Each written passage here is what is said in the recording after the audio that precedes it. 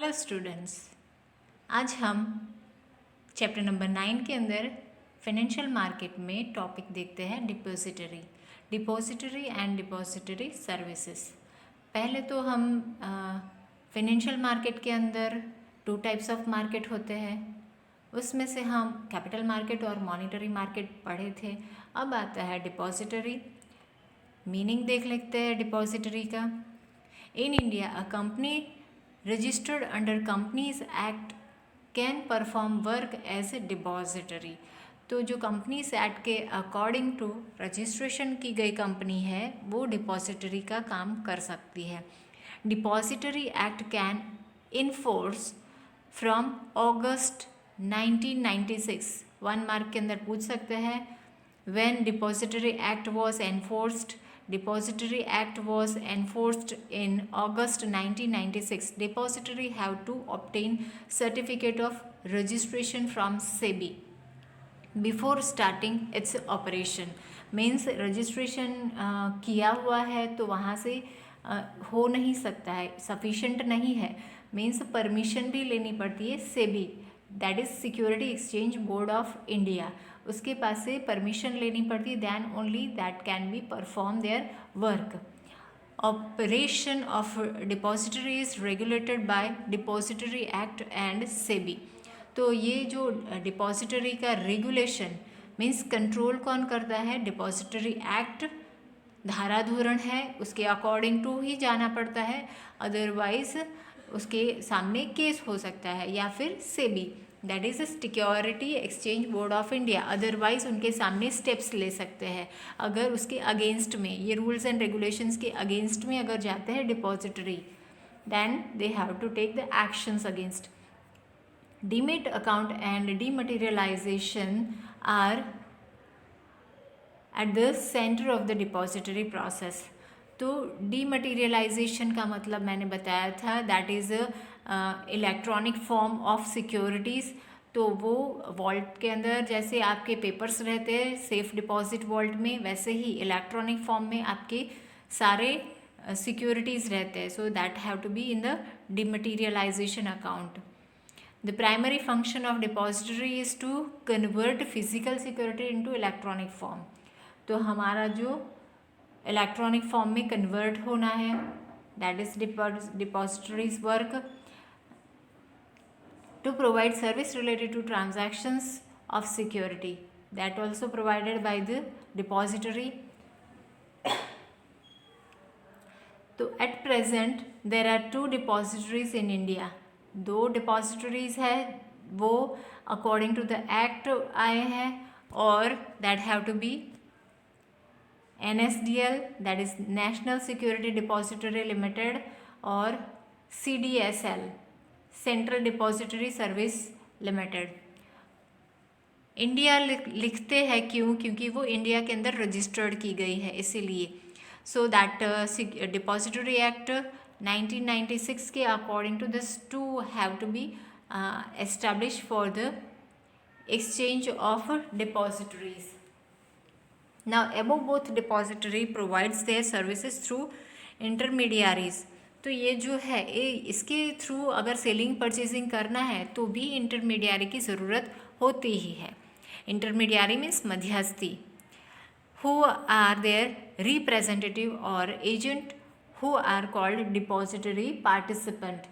Depository participant depository के intermediaries होते हैं, and they have to exchange against amount of money and certificates of depositories.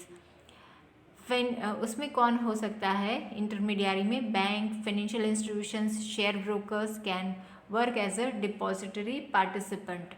Okay, depository institutions 2 है, पर उसके अंदर इंटरमीडियरी के तौर पर कौन रह सकता है? ये 1 मार्क में पूछ सकते हैं, bank, financial institutions, share brokers, agents etcetera.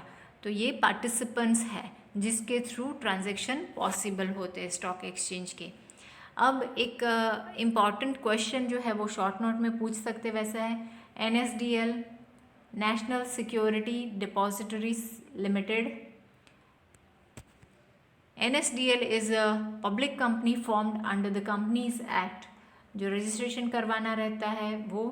It was registered with SEBI in 1996, जब सेबी की एस्टैब्लिशमेंट हुआ था उसी टाइम पर that NSDL is also have registered. NSDL was promoted by the National Stock Exchange and with the collaboration of some financial institutions. Collaboration का मतलब है कि थोड़ी दूसरी फाइनेंशियल इंस्टीट्यूशंस का भी अंदर इंक्लूशन है, तो उनके एनफोर्स के थ्रू NSDL कमेंस्ड हुआ, स्टार्ट हुआ। It is manage by the board of director, और NSDL is manage by the board of director as the NSDL is incorporated in the forms of public under companies act.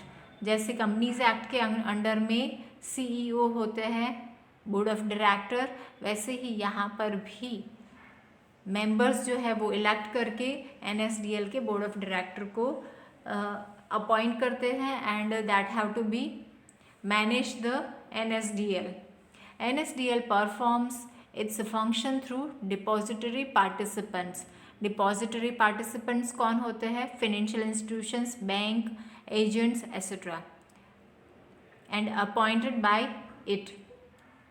Fees is charge from the depository participants and not from the investors customers. Okay, तो यहाँ पर ये important है, महत्वपूर्ण है. Fees is to be charge from depository participants means bank institution से NSDL fees collect करती है, ना कि इन्वेस्टर्स से. इन्वेस्टर्स से फीस नहीं कलेक्ट करती है. किन के पास से? पार्टिसिपेंट्स के पास से फीस चार्ज करती है. इन्वेस्टर्स हैज़ नॉट टू पे एनी एक्सपेंस डायरेक्टली, पर इनडायरेक्टली तो पे करना रहता है. मीन्स इन्वेस्टर्स के पास से पार्टिसिपेंट लेंगे, पार्टिसिपेंट्स के पास से जो मेन फीस जो है NSDL में जाएगी. Okay, so this way that indirectly that can be collected the expenses. Depository participant charge some fees from the customers और investors. These institutions provide online service from dematerialization, rematerialization, electronic settlement of transaction, crediting right and bonus share in the customer's account. तो ये सब जो है वो facilities provide करते NSDL. और another things is freezing customers account. Freezing means जो customers का अकाउंट है वो एज इट इज़ रहने दे, उसके ऊपर कुछ सेल परचेज ना हो. सपोज़ किसी के अमाउंट ऑफ रुपीज़ जो है वो दूसरे अकाउंट के अंदर ट्रांसफ़र करने थे पर अलग अकाउंट में ट्रांसफ़र हो गए हैं, तो उस टाइम पर NSDL को इंस्ट्रक्ट करे कि एक पर्टिकुलर अकाउंट है वो फ्रीज़ करना है, तो वहाँ पर से कोई ट्रांजैक्शंस नहीं होगा. That have to be stop selling and purchasing from that particular account. तो ये फ्रीजिंग ऑफ कस्टमर्स अकाउंट हो गया, मीन्स उस अकाउंट में से no selling purchasing is happen. Now दूसरा है CDSL, that is central depository service India limited. In that ये भी शॉर्ट नोट के अंदर पूछ सकते हैं.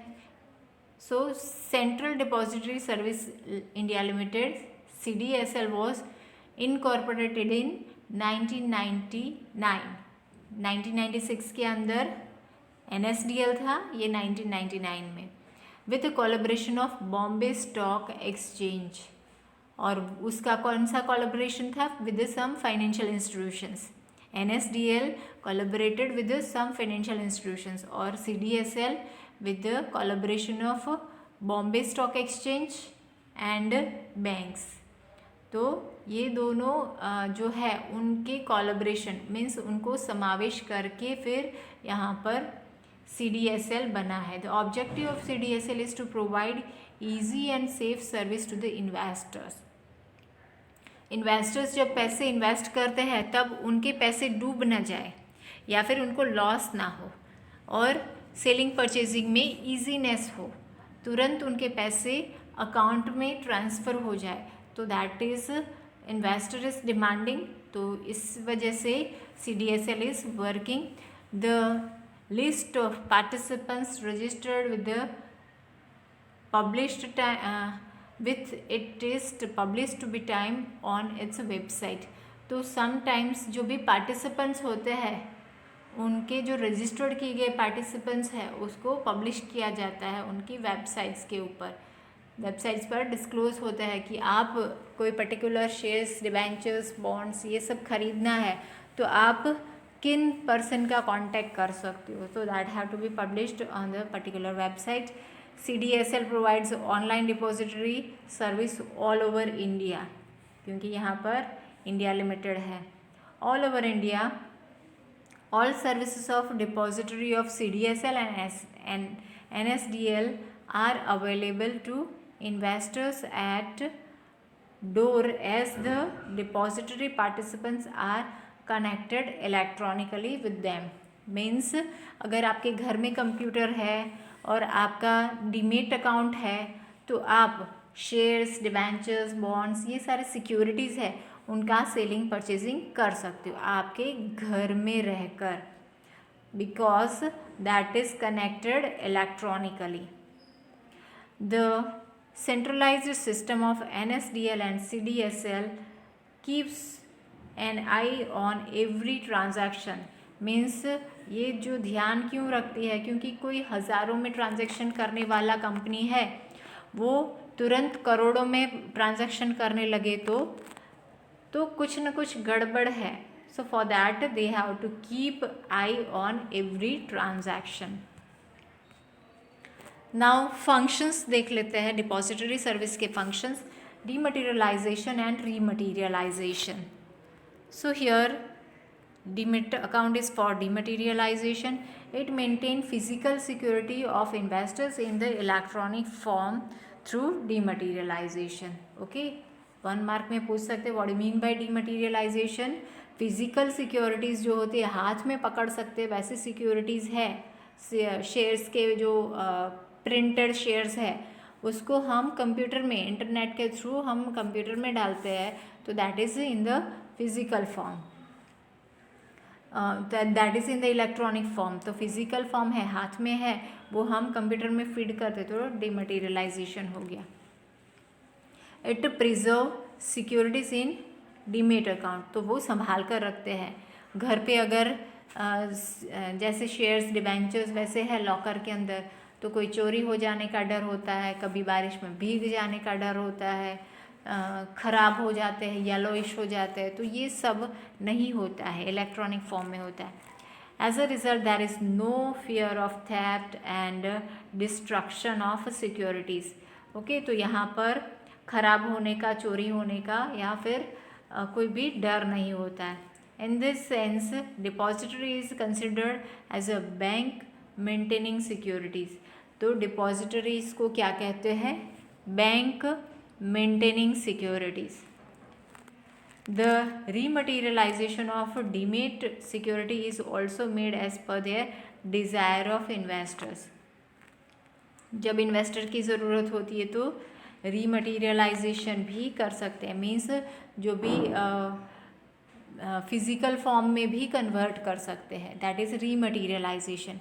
फिज़िकल फॉर्म का इलेक्ट्रॉनिक फॉर्म में कन्वर्जन है तो डीमटेरियलाइजेशन, पर इलेक्ट्रॉनिक फॉर्म का फिजिकल फॉर्म में कन्वर्जन करना है तो वो कहलाता है रीमटेरियलाइजेशन।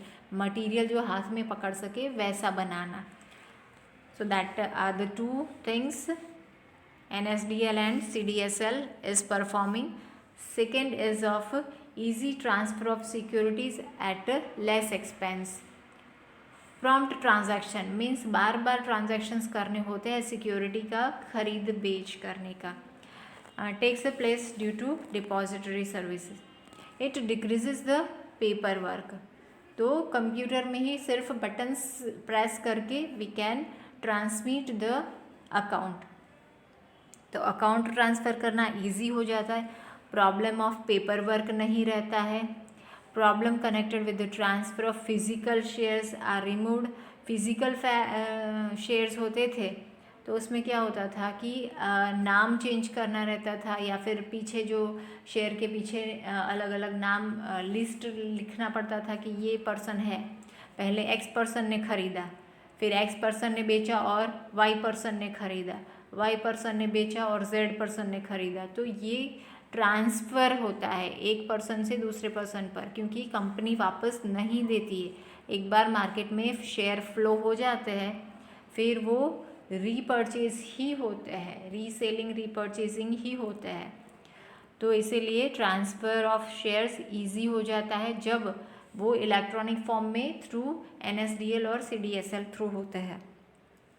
एग्जाम्पल दिया गया है फेक ट्रांसफ़र, बैड डिलीवरी, ये सब नहीं होता है, बिकॉज फिज़िकल फॉर्म में ऐसा हो सकता था कि सेम वैसा ही शेयर्स, फेक शेयर्स बनाकर वो बेच सकते थे। Moreover saving occur in brokerage expense. Brokerage means intermediary जो होते हैं उनके ऊपर खर्च होता था, ब्रोकर लेना पड़ता। सपोज़ मेरे पास शेयर्स है और मुझे ये शेयर जो है वो बेचने हैं, तो मुझे ब्रोकर को पकड़ना पड़ेगा। ब्रोकर जो है वो मेरे जो टाइप के शेयर है वो दूसरा खरीदार ऐसा है, तो वो खरीदार अगर है तो ही वो मैं शेयर उस पर्सन को दे सकती हूँ। तो इसीलिए ब्रोकर रखना पड़ता है, तो ब्रोकर का खर्च होता है। पोस्टेज एक्सपेंस मीन्स कुरियर के थ्रू हम पोस्ट में भेज सकते हैं कंपनी को, और कंपनी सब स्टैम्प ड्यूटी और वो सब करके फिर वापस दूसरे पर्सन के नाम पर वो इशू करती थी। तो ये सब लंबा प्रोसेस था अर्लियर, पुराने ज़माने में, जब कंप्यूटर और इंटरनेट नहीं थे तब। Nowadays it is easier for everyone to transmit the shares at the less expense. तो ये सब खर्च जो है वो कम हो गया। Only single share can also be transfer due to depository. तो पहले एक एक शेयर भी ट्रांसफ़र नहीं हो पाता था, इट इज़ वेरी डिफ़िकल्ट। तो इसीलिए अब तो डिपॉजिटरीज की वजह से single share also can be transmitted. Prompt settlement of transaction. Prompt means बार बार जो ट्रांजैक्शन होने वाले हैं उसका सेटलमेंट करना। Settlement of transaction become speedy due to depository. Depository participant transfer security promptly.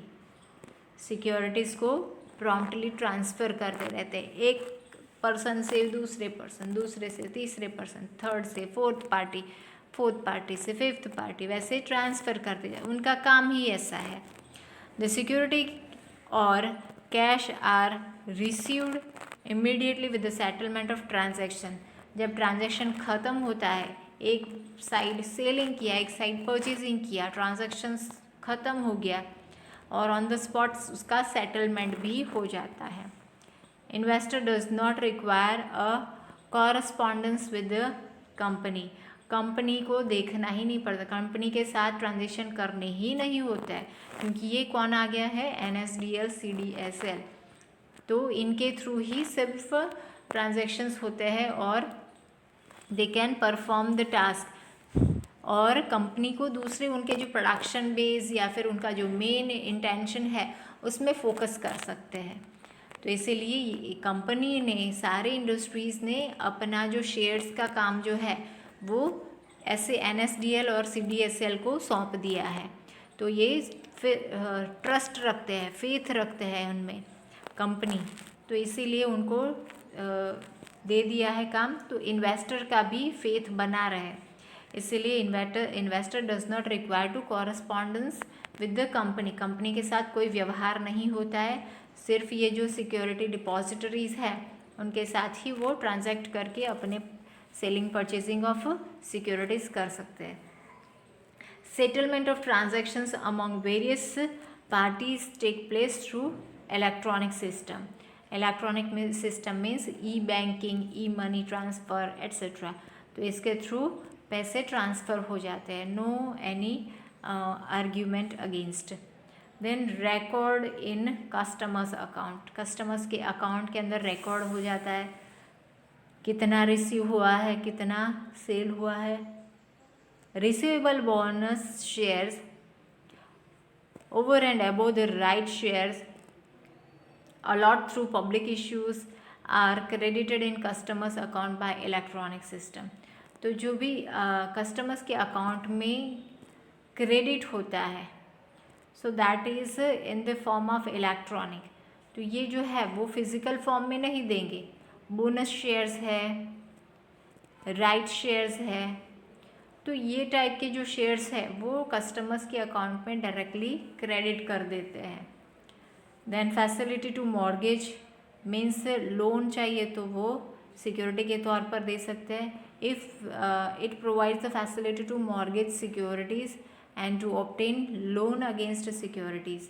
Means अगर मेरे पास 10,000 के शेयर्स है कोई एक कंपनी के 100 ईच, तो वो जो शेयर है वो मैं इन NSDL के अंदर रखूँ और उसके सामने मैं लोन भी ले सकती हूँ. सिक्योरिटीज़ के सामने लोन भी हो सकती है. देन फैसिलिटी टू फ्रीज और close account. Freeze means stop करना है, उसमें कोई ट्रांजैक्शन ना हो फॉर सम टाइम पीरियड.